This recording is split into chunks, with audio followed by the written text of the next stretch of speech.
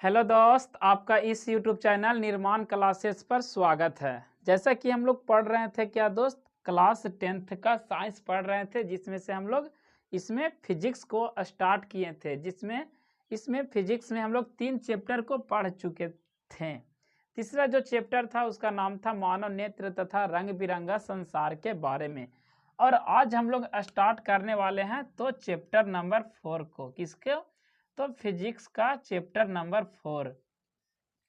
Physics का chapter number 4 जो है दोस्त, आपके एग्जाम के लिए या नॉलेज के पर्पस के लिए क्या है, आपके लिए बहुत इंपॉर्टेंट है। यह जो चैप्टर है वह जो साइंस में होते हैं, क्लास 10th का साइंस में 3 सब्जेक्ट आते हैं। कौन कौन से दोस्त? साइंस में कौन सब्जेक्ट आते हैं? साइंस में 3 सब्जेक्ट आते हैं। फिजिक्स हो गया, आपका केमिस्ट्री हो गया, उसके बाद बायो आता है। ठीक है, बायो आता है। जो फिजिक्स से जो क्वेश्चन आपके बोर्ड के एग्जाम में आते हैं, साइंस में जो आते हैं वह कितने आते हैं? 25 से 30 मार्क्स का आते हैं।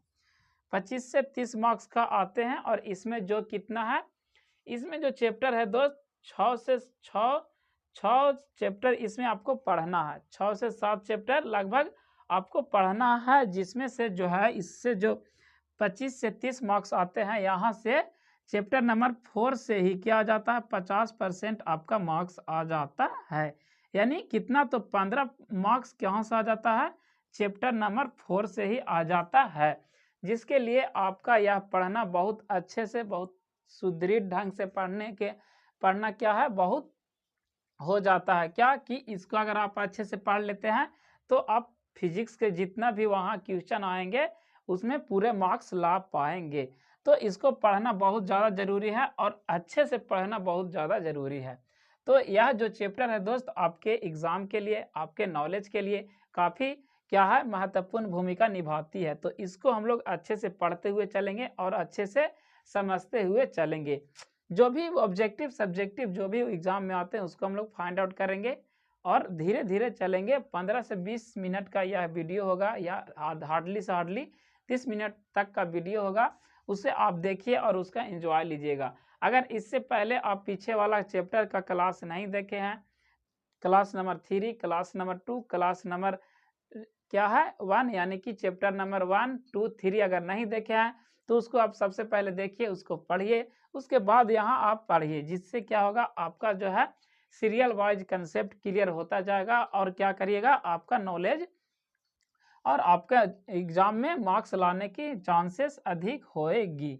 तो चलिए हम लोग अब इसके जो बारे में, इसमें सबसे पहले हम लोग क्वेश्चन को पढ़ते हैं, उस क्या पढ़ते हैं उसके बारे में लिखते हैं।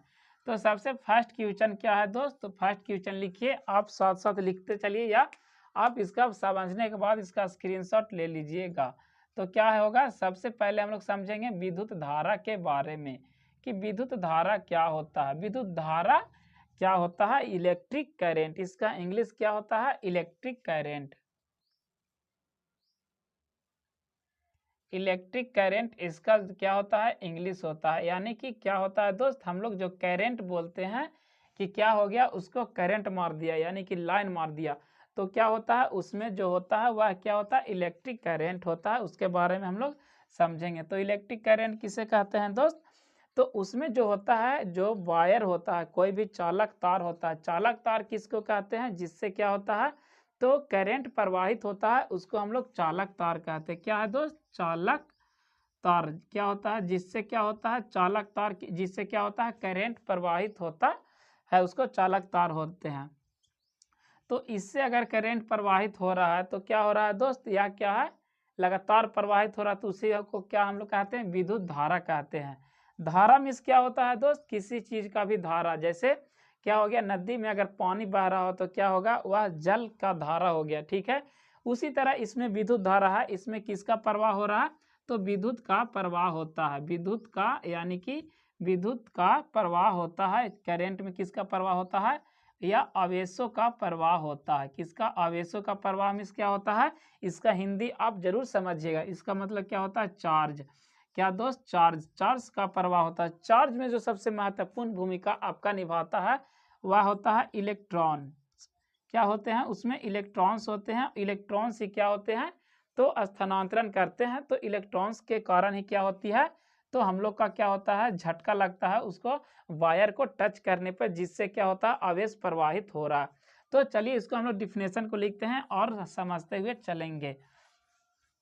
तो चलिए सबसे पहले इसको लिखें क्या दोस्त, कि आवेशों के प्रवाह के दर को क्या कहते हैं, आवेशों के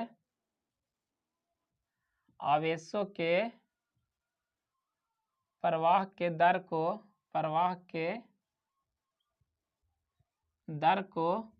आवेशों के प्रवाह के दर को क्या बोलते हैं दोस्त, तो उसको विद्युत धारा कहते हैं, विद्युत धारा कहते हैं, विद्युत धारा कहते हैं। आवेशों के प्रवाह, तो आवेश क्या है दोस्त, तो आवेश के बारे में हम लोग आगे की ओर समझेंगे। तो इसमें जो मुख्य भूमिका निभाती है वह क्या होता है, इलेक्ट्रॉन्स होते हैं। इलेक्ट्रॉन्स क्या होता है, जो मुख्य भूमिका निभाते हैं वह क्या होते हैं, इलेक्ट्रॉन्स होते हैं। इलेक्ट्रॉन्स जैसे क्या हो रहा है दोस्त, तो अगर हम किसी मोबाइल को चार्ज में लगाते हैं, यहाँ पे एक क्या है, एक वायर है, ठीक है दोस्त, यह क्या है, एक वायर है। इसमें हम लोग अगर मोबाइल को चार्ज में लगाते हैं और प्लग को किस में लगाते हैं, बोर्ड में लगाते हैं, तो इससे क्या प्रवाहित होता है, इससे आवेश प्रवाहित होता है। आवेश प्रवाहित होता है तो इसमें क्या होते हैं, इसमें इलेक्ट्रॉन्स होते हैं, या इसमें जो गतिशील कण होते हैं क्या होते हैं दोस्त, इलेक्ट्रॉन्स होते हैं। यानी कि इलेक्ट्रॉन्स का स्थानांतरण की क्या कहलाता है, आवेश कहलाता है। या इलेक्ट्रॉन्स का प्रवाह ही लगातार प्रवाह ही क्या कहलाता है आपका, तो वह विद्युत धारा कहलाता है। तो इसमें जो अगर हम इसमें लगाते हैं तो इसमें क्या जाते हैं, आवेश जाता है, जिससे हम लोग का मोबाइल जो क्या होता है, चार्ज होने लगता है। तो चलिए अब इसके आगे की ओर लिखते हैं कि इससे रिलेटेड जो हम लोग बातें समझेंगे कि कैसे आवेश उत्पन्न होता है और क्या इसकी भूमिका है, उसके बारे में हम लोग आगे की ओर समझेंगे। सबसे पहले हम लोग क्या करेंगे, तो इससे रिलेटेड जो भी टॉपिक, जो भी पॉइंट बनते हैं उसको हम लोग लिख लेते हैं जो एग्जाम में पूछे जाते हैं। तो विद्युत धारा को किससे सूचित किया जाता है दोस्त, तो विद्युत धारा को लिखें क्या, विद्युत धारा को क्या, तो कैपिटल आई से सूचित किया जाता है, आई से सूचित किया जाता है।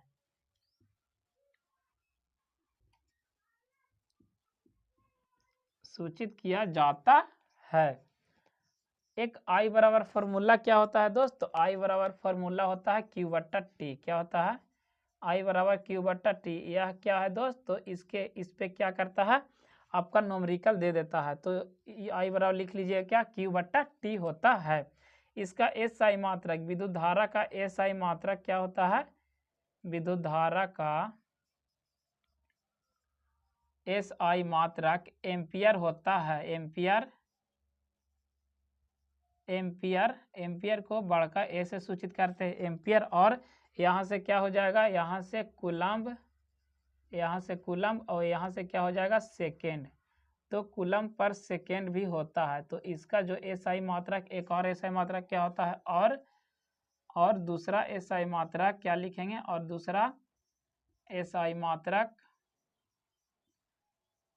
कूलम्ब पर सेकेंड होता है, कूलम्ब पर सेकेंड होता है। और यह एक कैसा राशि है दोस्त, तो यह एक अदिश राशि है। क्या लिखेंगे, यह एक अदिश राशि है, यह एक अदिश राशि है। क्या है, यह एक अदिश राशि है। यह एक कैसा राशि है दोस्त, तो यह एक अदिश राशि है। अब हम लोग चलिए पॉइंट को समझते हैं और लिखते हुए चलते हैं कि जो इसमें गतिशील कण होते हुए क्या होते हैं, तो वह इलेक्ट्रॉन होते हैं। तो क्या लिखेंगे, किसी चालक तार में, अगर मतलब चालक तार से किसी तार से विद्युत धारा प्रवाहित हो रही है, तो उसमें जो गतिशील कण होते हैं क्या होते हैं, इलेक्ट्रॉन होते हैं। तो क्या कि किसी चालक तार में क्या लिखेंगे, किसी चालक तार में गतिशील कण, किसी चालक तार में इलेक्ट्रॉन, क्या किसी चालक तार में गतिशील कण क्या लिखेंगे दोस्त, तो गतिशील कण इलेक्ट्रॉन होते हैं। क्या कौन सा होते हैं, तो इलेक्ट्रॉन होते हैं, इलेक्ट्रॉन होते हैं। तो इलेक्ट्रॉन जो है दोस्त क्या है, इसका कहाँ से आया है, उसके बारे में थोड़ा सा हम लोग समझ लेते हैं। तो यह जो है दोस्त, यह परमाणु का एक कण है। किसका कण है? परमाणु का कण है। तो चलिए समझते हैं, तत्व का सबसे छोटा भाग है वह कौन है दोस्त? तो वह परमाणु है। क्या लिख लेंगे यहाँ? सबसे छोटा टुकड़ा कौन है? तो परमाणु। तत्व का सबसे छोटा टुकड़ा कौन है दोस्त? तो परमाणु क्या है? सबसे छोटा टुकड़ा है। किसका? परमाणु सबसे छोटा टुकड़ा है। किसका? तो तत्व का। इसका इंग्लिश क्या होता है दोस्त? तो इसका इंग्लिश दो होता है एटम। यहाँ पे हम लोग लिखेंगे क्या दोस्त? यहाँ पे लिखेंगे कि जो परमाणु होता है कितने कणों से मिलकर बना होता है। जो ये परमाणु होता है दोस्त, यह जो है 3 मौलिक कणों से मिलकर बना होता है, जिसमें से हमारा क्या होता है? एक इलेक्ट्रॉन होता है। तो क्या लिखेंगे? परमाणु 3 मौलिक कणों से मिलकर बना होता है। मौलिक कणों से मिलकर बना होता है।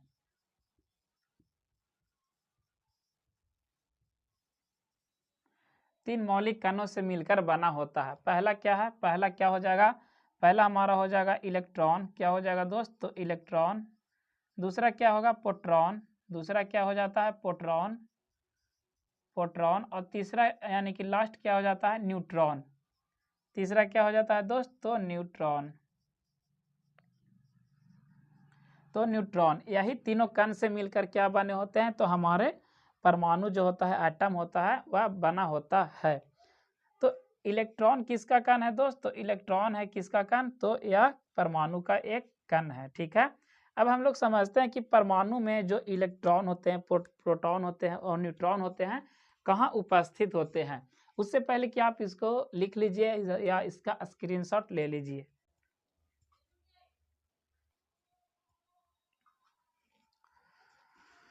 चलिए इसको हम लोग मिटाते हैं दोस्त।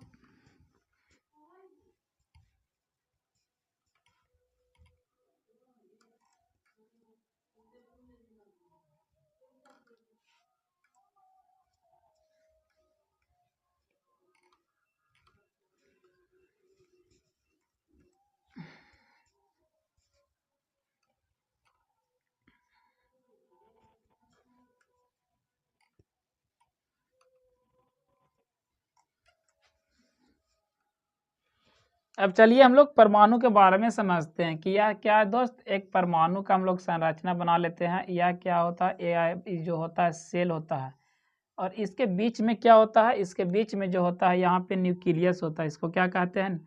नाभिक कहते हैं। क्या कहते हैं दोस्त? नाभिक कहते हैं। तो यहाँ क्या होता है? इसके बीच में क्या होते हैं? P+N। P मीन्स क्या हो जाएगा आपका? प्रोटॉन होता है, और N मीन्स न्यूट्रॉन होता है। तो जो होते हैं इसमें नाभिक में, यानी कि परमाणु के नाभिक में जो पाए जाते हैं वे क्या होते हैं? वे होते हैं प्रोटॉन और न्यूट्रॉन। और इलेक्ट्रॉन कहाँ होते हैं दोस्त? तो इलेक्ट्रॉन इसके बाहर और क्या करते हैं? चक्कर लगाते हैं। क्या? किसके? तो परमाणु के नाभिक के चारों ओर चक्कर लगाते हैं। कौन? तो इलेक्ट्रॉन। तो हम लोग क्या लिखेंगे? हम लोग लिखेंगे क्या दोस्त कि परमाणु के नाभिक में प्रोटॉन और न्यूट्रॉन, क्या लिखेंगे? प्रोटॉन। क्या लिखेंगे दोस्त? प्रोटॉन और न्यूट्रॉन। प्रोटॉन और न्यूट्रॉन। प्रोटॉन और न्यूट्रॉन परमाणु के नाभिक में उपस्थित होते हैं। प्रोटॉन और न्यूट्रॉन परमाणु के नाभिक में क्या होते हैं? तो उपस्थित होते हैं। उपस्थित होते हैं। कहाँ उपस्थित होते हैं? प्रोटॉन और न्यूट्रॉन तो परमाणु के नाभिक में उपस्थित होते हैं। और इलेक्ट्रॉन क्या करते हैं दोस्त? तो परमाणु के नाभिक के चारों ओर चक्कर लगाते हैं। तो क्या लिखेंगे? इलेक्ट्रॉन परमाणु के इलेक्ट्रॉन जो हैं परमाणु के चारों ओर, इलेक्ट्रॉन परमाणु के नाभिक के चारों ओर, परमाणु के नाभिक के क्या दोस्त? नाभिक के चारों ओर चक्कर लगाते हैं। चारों ओर क्या करते हैं दोस्त? तो चारों ओर चक्कर लगाते हैं। चारों ओर चक्कर लगाते हैं। ठीक है दोस्त, तो परमाणु में क्या होते हैं, परमाणु क्या होते हैं, विद्युता उदासीन होते हैं। क्या लिखेंगे दोस्त, परमाणु में इलेक्ट्रॉन और क्या होते हैं, प्रोटॉन की संख्या, क्या दोस्त, प्रोटॉन और इलेक्ट्रॉन की संख्या लगभग बराबर होती है, जिसके कारण यह क्या होते हैं, विद्युता उदासीन होते हैं। किसमें, तो परमाणु में। क्या लिखेंगे, सबसे पहले हम लिख लेते हैं कि क्या दोस्त, कि इलेक्ट्रॉन पर कौन सा चार्ज होता है और प्रोटॉन पर कौन सा चार्ज होता है और न्यूट्रॉन पर कौन सा चार्ज होता है। तो इलेक्ट्रॉन पर कौन सा चार्ज होता है दोस्त, तो इलेक्ट्रॉन पर नेगेटिव चार्ज होता है। इलेक्ट्रॉन पर, प्रोटॉन पर और क्या, न्यूट्रॉन पर, न्यूट्रॉन पर। तो इलेक्ट्रॉन पर कैसा चार्ज होता है, तो इलेक्ट्रॉन पर चार्ज होता है कैसा दोस्त, नेगेटिव, यानी कि ऋणात्मक चार्ज होता है। कैसा चार्ज होता है, इलेक्ट्रॉन कैसा होता है, तो ऋणात्मक होता है। इसका सिंबल क्या है, ये है। तो प्रोटॉन पर कैसा चार्ज होता है दोस्त, धनात्मक होता है, यानी कि धनात्मक लिख देंगे, धनात्मक लिख देंगे और P प्लस कर देंगे, क्या हो जाएगा, P प्लस। और न्यूट्रॉन पर कैसा चार्ज होता है दोस्त, तो इस पर कोई चार्ज नहीं होता है, यह आवेशहीन होता है, इसका वैल्यू 0 होता है। जिसका वैल्यू 0 होता है वह उदासीन कहलाता है, आवेशहीन कहलाता है। तो इस पर कोई चार्ज नहीं होता है, कोई चार्ज नहीं होता है, मतलब क्या है दोस्त, तो उदासीन कहलाता है, उदासीन। n बराबर क्या लिख देंगे, 0 लिख देंगे। ठीक है दोस्त, तो अब हम लोग जो पॉइंट बनाकर लिखेंगे वह क्या लिखेंगे, कि परमाणु में इलेक्ट्रॉन और प्रोटॉन की संख्या लगभग क्या होती है, बराबर होती है, यानी कि जिसके कारण जो होते हैं परमाणु क्या होते हैं, विद्युता उदासीन होते हैं। क्या लिखेंगे, परमाणु में इलेक्ट्रॉन और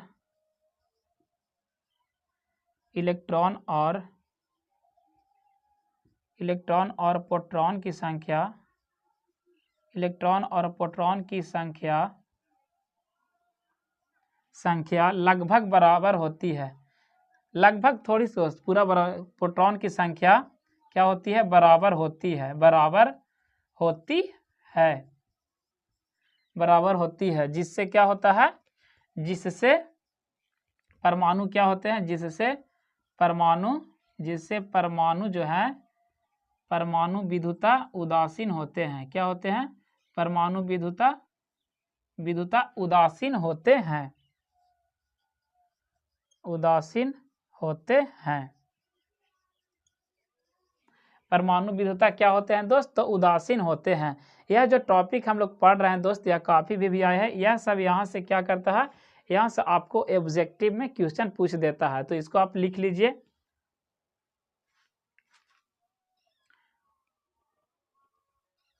अब हम लोग चलेंगे क्या दोस्त, अब हम लोग चलेंगे क्या, तो अब हम लोग चलेंगे कि जो इलेक्ट्रॉन है, प्रोटॉन है, न्यूट्रॉन है, उसके बारे में खोजकर्ता किसने खोज किया, जहाँ से क्वेश्चन हमेशा आते हैं उसको हम लोग डिस्कस कर लेते हैं। उसके बाद हम लोग आगे की ओर चलेंगे और आवेश के बारे में समझेंगे अच्छा से, कि आवेश क्या होता है, आवेश कितने प्रकार का होता है, उसके बारे में हम लोग समझेंगे।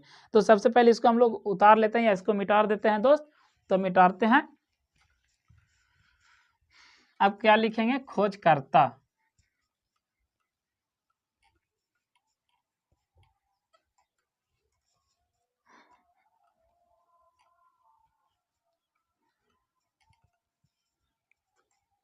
क्या लिखेंगे, खोजकर्ता।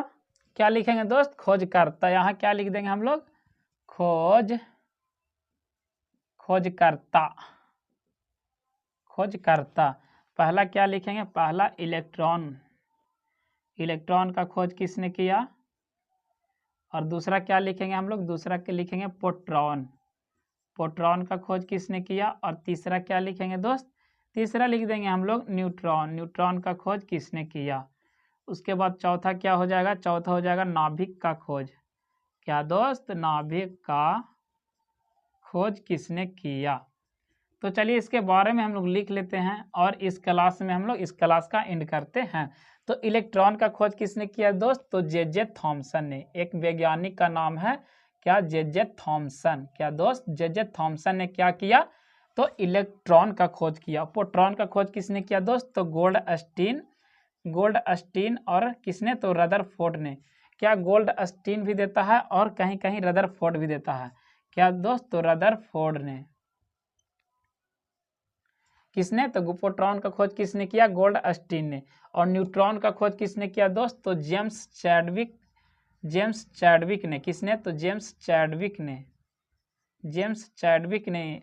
और नाभिक का खोज किसने किया दोस्त, तो इनका खोज रदरफोर्ड ने किया। कब, तो 1911 में। कब किया दोस्त, तो 1911 में।